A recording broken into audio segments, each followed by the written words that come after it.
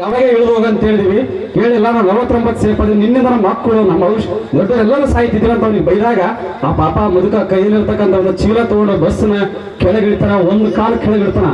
Start ಆಗುತ್ತೆ ಹೆಂಗಂದ್ರೆ 50-90% degree start ಆಗ್ತದೆ, ಮಳೆ ಸಿಡಿಲು ಕೋಲ್ವೆಂಚ್. ಅಂತ ಸಂದರ್ಭದಾಗ ನಡ್ಕಂತ ಹೋಗ್ತಾ ಇರ್ತಾನ ಗಿಡದತ್ತ ಇನ್ನೇನು ಹೋಗ್ತಾನ, ಬಿದ್ದೇ ಬಿಡ್ತದೆ ಸಿಡ್ಲು. ಯಾರಿಗೆ? ಗಿಡಕ್ಕಲ್ಲ, ಇಡೀ ಬಸ್ಸಿಗೆ ಸಿಡ್ಲು ಬರ್ತದೆ. ಅಂದ್ರ 49 ಜನ ಸುಮಾರಿದ್ರು. ಆ ಒಬ್ಬ ಒಳ್ಳೆ ಬೋನುವಂತ ವ್ಯಕ್ತಿ, ಒಬ್ಬ ಭಕ್ತಿ ಇದ್ದ ಸಲುವಾಗಿ ಆ ಒಬ್ಬ ಸೇಫ್ ಆಗೋದಕ್ಕೋಸ್ಕರ ಸಿಡ್ಲು ಮಿಂಚು ಬೀಳ್ತಿತ್ತು. ಹಂಗಾಗಿ ಆತ ಒಬ್ಬ ಸೇಫ್ ಆದ. 49 ಡ್ರೈವರ್ ಕಂಡಕ್ಟರ್, 46 ಜನ ಪ್ರಯಾಣಿಕರು ಸತ್ತು ಹೋಗ್ತಾರೆ.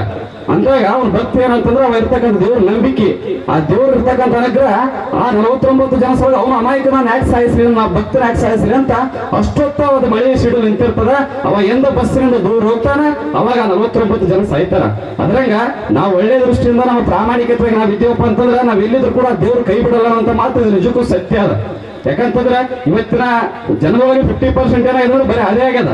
ಭ್ರಷ್ಟಾಚಾರ, ಅನ್ಯಾಯ, ಪಾಪ, ತುಳಿಯೋದು, ಕಾಲಿಡ್ ಜಗ್ಗೋರು, ಏಳ್ಸೋದು, ಏನೋ ಒಂದು ಲಾಭಕ್ಕೋಸ್ಕರ ಯಾರನ್ನೋ ಒಬ್ಬರು ಹತ್ಯಾಕ ಇಂಥ ಕಾಲದೊಳಗ ಬಳ್ಳರಿಗೆ ಕಾಲಿಲ್ಲ ಅಂತಲ್ಲ. ನಿಜಕ್ಕೂ ದೇವ್ರನ ಮೇಲೆ ನಂಬಿಕೆ ನಮ್ಮ ಪ್ರಾಮಾಣಿಕವಾಗಿ ನಡೆದ ಕರೆ ಆದ್ರೆ ನಿಜಕ್ಕೂ ದೇವ್ರು ಯಾವತ್ತೂ ಬಿಡಂಗಿಲ್ಲ. ಅಂತ ಭಕ್ತಿ ಏನಾದ್ರೂ ಇದ್ರೆ ಅದು ಜಗದ್ಗುರು ಆಶೀರ್ವಾದ ಇರಬೇಕು.